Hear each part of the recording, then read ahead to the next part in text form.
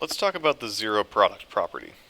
Say I gave you an equation, say A times B equals 0. And I asked you to come up with some values for A and B that would satisfy this possible equation, give us a true statement. Well, there's a lot of different options that you could come up with for that. What it would come down to is you would always be including either 0 for A or 0 for B. You would always have at least one 0.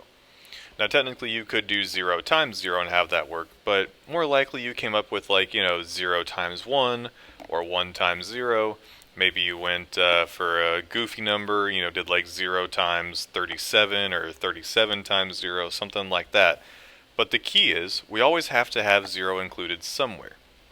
There's no possible option where A and B both are not 0, and this still comes out to a true statement. It's not possible.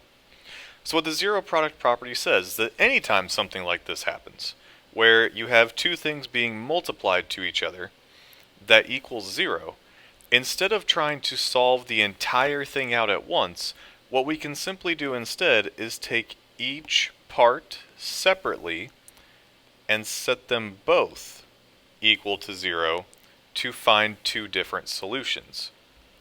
Because we don't care which one 0 is, it's just that one of them has to be 0. So let's apply that to an equation like x squared plus 5x plus 6 equals 0. Now, usually when we're solving for x, we try to get x isolated and get everything else away from it, right? That's what isolating means. Well, that's going to be hard to do here because I have both an x squared and an x term. I can't combine them, but I also can't get to a single x term by itself. So instead what we can do, instead of trying to subtract 6 over and get x by itself or anything like that, we could just factor what we have here on the left side. Now we've already talked about factoring in previous lessons, so remember for a trinomial like this, we'd be using the x method. We would take our a value of 1 times our c value of 6 to get our top number, and we would take our b value of 5. That means we are looking for two numbers that multiply to 6 but add to 5. And in this case, that would be 2 and 3, or 3 and 2, depending on which way you want to look at it.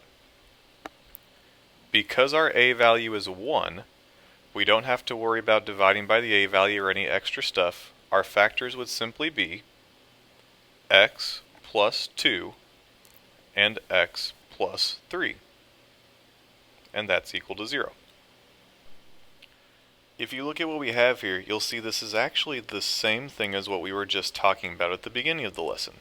We have something being multiplied to something, and that equals 0.